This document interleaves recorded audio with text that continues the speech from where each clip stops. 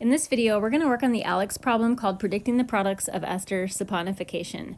There are a few different versions of this problem. I'm going to solve this particular one, and then I'm going to try to show you the different variations of the problem that I've seen and give you some hints on how to solve those. So the first thing that I'm going to do is redraw the original molecule in this space down below.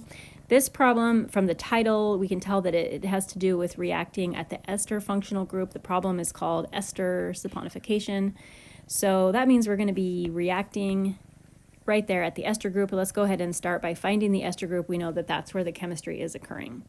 Now, in this saponification reaction, we are going to take this ester molecule and split it into two pieces. There are two different products of this reaction, and we are expected to draw both of those products in this box right here. We're going to split this molecule into two pieces at the ester group. We're going to split it specifically at the end of the ester group on the side that's next to the carbon-oxygen single bond. So we're not going to split it on this side next to the carbon-oxygen double bond, and we're not going to split it in the middle of the ester group. We're just going to divide it into two pieces, splitting it at that carbon-oxygen, at the end of the ester group at the carbon-oxygen single bond. This half of the molecule that we pulled away from the ester group, this half of the molecule is going to become an alcohol. That's what we're going to get every single time. We're going to take one piece away from the ester group and it's going to become an alcohol. We're doing that by adding that OH group to the end of the piece that we pulled away. And this is always going to be one of the products of this reaction all the time. So there's that. This other portion of the molecule, the structure of this, is going to vary based on exactly what we are reacting with. This particular problem of reacting my ester with NaOH, in that situation when we're reacting with NaOH, this portion, the ester, what's left of the ester, the oxygen is going to become negatively charged, and we're going to add that negative charge to the oxygen by using, kind of got stuff in the way here, by using this tool in the ALEKS box. Click on that, click on the oxygen, it will allow you to type in a charge. Next to that, immediately next to that, we are going to add the cation Na+. The cation Na+ is coming from this NaOH there, so we're just adding that Na+ cation. There's no bond connecting the oxygen and the sodium. These two atoms are just right next to each other, side by side in the drawing. And don't forget that you need to add a positive charge to the sodium as well for the problem to be correct. So if for this particular problem, these are the two answers or the two structures that we would be drawing in this space. Another version of this problem has you using KOH instead of NaOH as your reactant.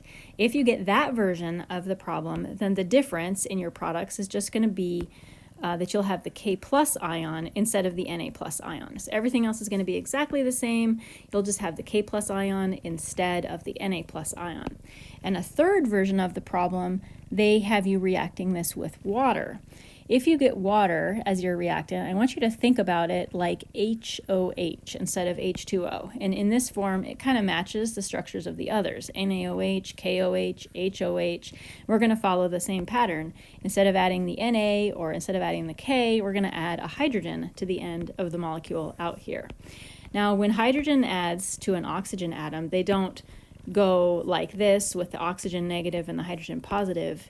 When we put a hydrogen out there, we actually just bond it to the oxygen. So if you have HOH, you're going to be creating a bond to the oxygen. So there's three different versions of this problem that I've seen.